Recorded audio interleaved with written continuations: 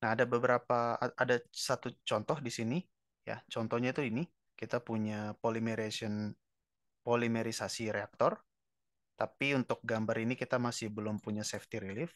Nah, kita baca dulu backgroundnya. Kita perlu menspecify location of relief device kita di reaktor polimerisasi sederhana. Nah, ada beberapa step dalam proses polimerisasi. Yang pertama, kita akan memompa 100 pound inisiator ke reaktor R1. Ya, jadi sebagai bahan baku, sebagai feed, kita akan memasukkan 100 pound inisiator. Ya, by the way, reaksinya itu sendiri tidak menjadi topik utama dalam case ini. Yang lebih penting adalah kita akan menaruh relief device kita di mana. Kemudian di reaktor itu akan ada heating untuk mencapai temperatur 240 degree Fahrenheit, temperatur untuk dilakukan polimerisasi. Oke, kemudian kita tetap akan menambah monomer ya. Jangan lupa ini polimerisasi. Yang kita input adalah monomer plus juga inisiator ya. Kita tetap feed, kita masukkan monomer untuk selama 3 jam. Oke, dan kemudian kita akan menstrip residual monomer dengan cara kita vakum di valve V15 di sini. Nanti ada sistem vakum. Ya, di mana kita menstripping, mencuci lah dalam tanda petik sisa-sisa monomernya. Oke. Nah, karena reaksi polimerisasi ini eksotermik ya, temperaturnya akan makin panas, kita butuh cooling saat kita melakukan addition pemasukan monomer. Nah, kita melakukan cooling dengan cooling water. Oke, jadi kalau kita punya case seperti ini, ya ini case yang basic, ya ini case yang ya ada reaktor bagus, ini kasus yang relevan untuk chemical engineering, ada reaktor karena kita terkenal dengan kita lah engineer yang menghandle reaksi ya, chemical engineer. Jadi ini contoh yang bagus. Nah, seperti ini. Jadi kita punya R1, input monomer masuk, dan di perpipaannya ada V2, ada valve 2, masuk ke sini. Kemudian steam, perpipaannya kita pasang valve 4. Nah, steamnya ini akan masuk ke jaket pemanasan. Oke, tapi kita juga pasang cooling water ya. Cooling water untuk mengatur, mengendalikan temperatur dari steam. Kemudian juga ada cooling water, yang ini untuk sistem pendinginan reaktor. Atau mungkin saya ganti menjadi ini ya, untuk reaktor. Kemudian di sini ada steam trap. Oke, kemudian di sini ada pompa ya. Ada pompa nanti keluaran dari reaktor ini setelah reaksi keluar. Ada kita pasang valve di sepanjang perpipaan, ada V1, V8, V9. Nanti di sini keluar produk. Oke, kemudian di sini exit keluar. Kita masukkan ke heat exchanger, kita dinginkan produk dari reaktor. Ya. Di sini kita pasang ada valve V12, cooling water untuk mendinginkan produk keluaran dari reaktor. Oke, cooling water masuk. Di sini cooling waternya keluar. Masing-masing ada valve ya, V10 dan V11. Nah, di sini produk yang sudah lumayan didinginkan masuk lagi ke drum. Ya, 100 galon drumnya. D1 pada tekanan 50 psi. Oke, kemudian di sini ada sistem vakum ya, ada sistem vakum. Jadi sistem vakum inilah yang akan mengendalikan tekanan di D1 supaya pressure-nya 50 tercapai. Nah, dalam proses vakum ini ketika dia disedot dengan sistem vakum akan ada monomer-monomer yang terstrip, ya terlepas lah dari produk utama di D1. Nah, perpipaannya itu dipasang V15. Nah, di sini liquid ya. Drumnya ini semacam separator memisahkan fase yang vapor dengan yang liquid. Nah, di sini kita punya level control. Outlet liquid dari D1 akan menuju pompa. Nah, kemudian ini ya menuju ke proses berikutnya. Masing-masing di perpipaan ada pasang V13 dan V14. Nah, ini general information aja untuk steam, pipa steam, dan juga pipa water itu pipa 2 inci. Ya, pipa 2 inci ini relatif kecil, tapi bukan pipa yang paling kecil di industri. Ya. Nitrogennya 1 inci. Oke, di sini ada gas nitrogen. Oke, ada pressure controller untuk mengatur supply dari nitrogen ini. Oke, kemudian di sini ada valve buka tutup, check valve. Ada lagi satu valve, baru dia masuk ke reaktor. Ya, vapor line ini lebih kecil lagi, ya, valve-nya 1/2 inci. Ini kecil sekali. Seperti itu, kemudian ya ini equipment-nya ada D1, ini separator, ya, horizontal separator. Kemudian di reaktor ini volumenya 100.000 galon. Kemudian P1 ada gear pump dan P2 ini centrifugal pump. Oke, kemudian ya seperti itu. Nah, sekarang kita akan cek. Oke, jadi teman-teman bisa melihat kalau kita punya sistem seperti ini, di mana-mana saja kita akan pasang relief system kita atau relief device kita. Oke, nah kita lihat yang pertama. Tentu saja based on panduan di sini kita akan pasang pertama di reaktor tentu saja. Ya, a relief is installed on this reactor. Oke, in general every process vessel needs a relief, pasti wajib. Ya, jadi ini no-brainer lah ya, tutup mata sekalipun kita tahu kita harus pasang relief device di reaktornya. Ya, apalagi ini reaktor eksotermik. Something happen, something bad can happen. Jadi kita harus sedia dengan relief device. Oke. Dan relief ini akan di-label dalam case ini PSV1, pressure safety valve 1, itu di sini. Ya. Ada PSV 1A, 1B, 1A, 1B ini apa? Itu nanti yang jelas ini ada satu safety valve, pressure safety valve. Ya.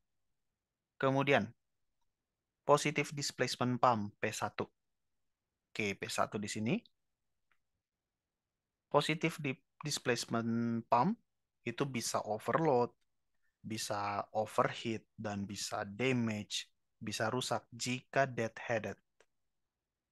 Ya, jika downstreamnya dia itu keblok, downstreamnya dia itu somehow stuck, nggak bisa ngalir, seperti itu. Nah, pompa kita bisa overload, overheat kepanasan. Ya, temperaturnya build up di sekitar pompa itu tidak ada aliran ya karena deadheaded, ujungnya itu stop gitu, dan ujung-ujungnya pompa kita tentu saja bisa rusak. That's why kita butuh pressure relief device. Oke. Nah, di sini kita kasih simbol PSV2. Ya. Pressure safety valve 2 simbolnya tuh seperti ini. Ya, ada segitiga, ada dua segitiga, kemudian ada simbol seperti ini, seperti antena. Itu artinya dia melepas pressure.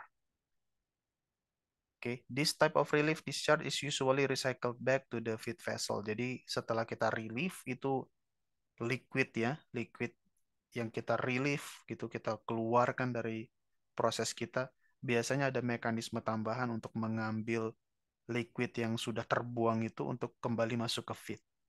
Ya, supaya optimum seperti itu penggunaan materialnya. Jadi bukan serta-merta liquid itu ditumpahkan aja atau dibuang ke atmosfer saja seperti itu menjadi spill. Enggak, tapi ada yang menangkap lagi tumpahan yang sudah keluar dari PSV supaya nanti bisa di-recycle lagi balik ke feed. Oke, that's good. Jadi kita punya PSV1 di reaktor dan PSV2 di pompa. Yang ketiga apa? Heat exchanger. Jangan lupa heat exchanger. Di situ kita bermain dengan temperatur. Harus ada relief system di heat exchanger, di HE. Nah, khususnya di mana? Khususnya di HE tube. Nah, HE tube itu can rupture, bisa pecah. Seperti itu kalau ada excessive pressure. Nah, seperti apa ini kasusnya? Coba kita lihat di S1. S1. S1 di sini panas. Ya, dia menerima produk dari reaktor ini temperatur tinggi. Oke, temperatur tinggi. Nah, kalau V10, V11 somehow stuck sehingga pendinginan yang di-provide oleh cooling water ini terganggu, nanti ada temperatur build up di heat exchanger. Dan itu bisa membuat tube kita fail. Heat exchanger tube can rupture, can pecah seperti itu karena excessive pressure jika water itu terblok. Somehow V10 atau V11 atau keduanya close, ketutup, tidak sengaja operator menutup atau tidak sengaja apapun membuat valve itu tertutup, water akan keblok, cooling system akan fail, temperatur meningkat, pressure meningkat, heat exchanger tube-nya bisa pecah. Oke, remember ya di exchanger is heated ya, temperatur terus meningkat karena produk dari polimerisasi itu panas ya. Apalagi kalau kita punya steam ya panas seperti itu. That's why kita butuh di sini, nah di sini PSV3. Oke, remember kita utamakan kita pasang safety systemnya itu di discharge. Di HE, di discharge, di pompa juga di discharge, di outlet, di keluaran. Sementara kalau kolom ya di kolom itu sendiri khususnya di atapnya, di closure-nya, ditutupnya. Karena memang gas ini kan yang pencipta tekanan ya. Gas inilah yang paling menyebabkan tekanan meningkat itu gas dan gas itu pasti akan move ke atas sampai ke bagian top dari tangki dari vessel. That's why kita pasang safety valve di situ. Kemudian di mana lagi? Di drum 1, di D1. Again, ini no brainer ya. Ini adalah vessel. Dan tentu saja vessel, apalagi kalau dia menghandle vapor di situ, apalagi temperatur tinggi, tekanan tinggi, vessel pasti kita equip dengan pressure safety valve. Sesuai kita pasang di sini. Nah, terakhir di kasus ini reaktor coil. Ya, coil. Sorry ini bukan jacket ya, tapi lebih tepatnya kita sebut coil ya. Jadi steam akan masuk ke coil dan steam ini yang memprovide temperatur yang dibutuhkan oleh reaktor polimerisasi ini supaya reaksi berjalan ya. Nah, sini reaktor coil. Reaktor coil itu bisa pecah juga. Again, karena pressure. Kenapa? Misalnya karena cooling water system kita gagal di V5. V4, V5, V6, V7. Oke.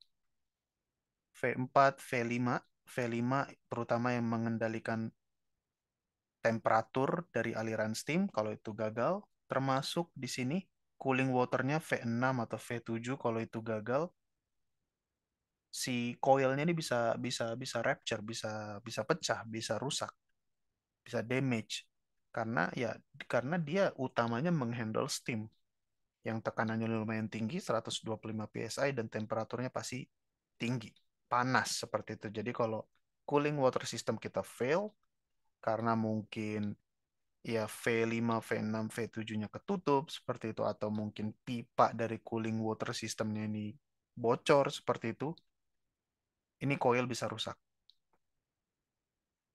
ya. And ya misalnya coilnya itu mengalami pemanasan secara continuous ya akibat steam yang terus mengalir atau bahkan karena matahari karena panas terik matahari gitu. That's why kita tambah PSV5. PSV5 di sini.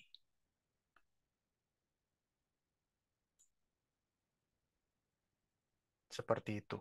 Ya, alirannya itu dari sini ya, dari steam ke sana, baru setelah melewati coil, setelah selesai pemanasan, dia keluar, ya dia keluar di sini. V7, dan akhirnya sisa-sisa steamnya akan masuk ke steam trap. Mungkin di sini sudah banyak yang kondensasi menjadi fase liquid kembali.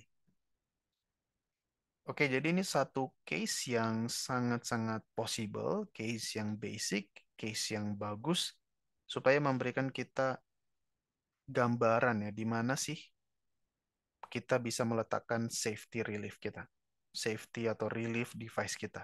Dan dari case ini kita simpulkan, pertama kita pasang di kolom, di vessel, pasti di reaktor, itu gampang sekali pasti di reaktor.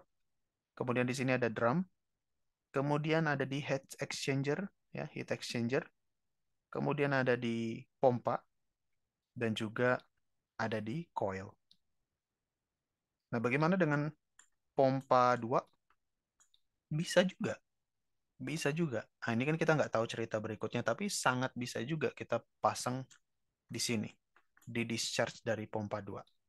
Ya, tapi ini case-nya kita centralize di reaktor, jadi kita hanya bahas 5 PSV ini, 5 pressure safety valve.